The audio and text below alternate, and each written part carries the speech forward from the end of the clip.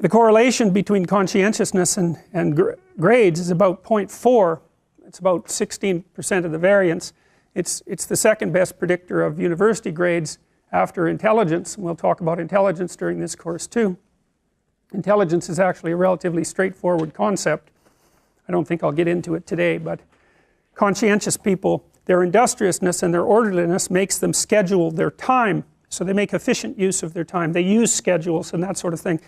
We haven't been able to figure out anything about the underlying biology or psychology of industriousness. We've tried really dozens and dozens of tests attempting to find a laboratory measure on which industrious people do better, and we failed completely. And there's no animal models of industriousness either. And so I would say it's a great mystery that remains at the heart of trait psychology. And maybe it's a human specific category, you know. I mean, you can think of sled dogs maybe of being industrious, and maybe sheepdogs and animals that work like that, but of course they've been trained by human beings. So, but it isn't obvious that animals are industrious the same way we are. I mean, industriousness involves sacrificing the present for the future, something like that. And it seems like you have to be able to conceptualize time in order to sacrifice the present for the future.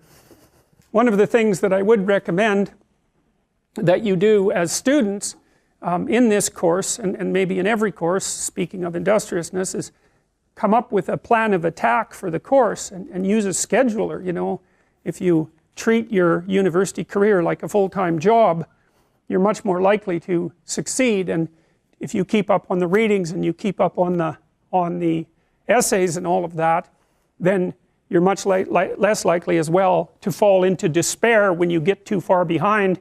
Using a Google Calendar or something like that to organize a schedule for the entire semester at the beginning of the semester can be invaluable, especially if you're not very industrious, because it can keep you on track. And one of the things we know about industrious people is that they are very good at using schedules and at planning the use of their time.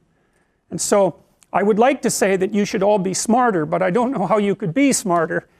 We don't know anything about how to improve intelligence, and I suppose we don't really know anything about how to improve industriousness either, but I can tell you that people who are industrious come up with a strategy for solving the problem that's ahead of them, and then they do whatever they can to stick to the strategy. And so, for example, if you sat down today or tomorrow for a couple of hours, 3 hours, and you filled in a Google Calendar or whatever you happen to use with a strategy for studying, and a list of when all your assignments are due and all of that, and when you're going to sit down and study, then you won't be in a position where you have to cram for 10 hours a day hopelessly right before, you know, an important exam. It's also a very ineffective way of studying, by the way. I mean, first of all, people who cram for 10 hours say they're studying for 10 hours, but they rarely are because, well, I can't study for 10 hours. I don't have the power of concentration that would enable me to do that for that prolonged period of time. I can manage about 3 hours of intense intellectual activity before I'm pretty done. And it's also the case that if you study and then sleep and then study and then sleep and then study and then sleep, you space it out, then you're much more likely to remember. It's also much more likely that you're much more likely to remember if you try to recall the material, and so highlighting and that sort of thing isn't very useful, but reading, closing the book, summarizing what you've read without opening the damn book, that's useful. And the reason for that is that you're practicing remembering. And that's what you have to practice. If you're practicing memorization, you have to practice remembering. You don't just go over the thing over and over. That'll help you with recognition memory, but it won't help you with recall memory.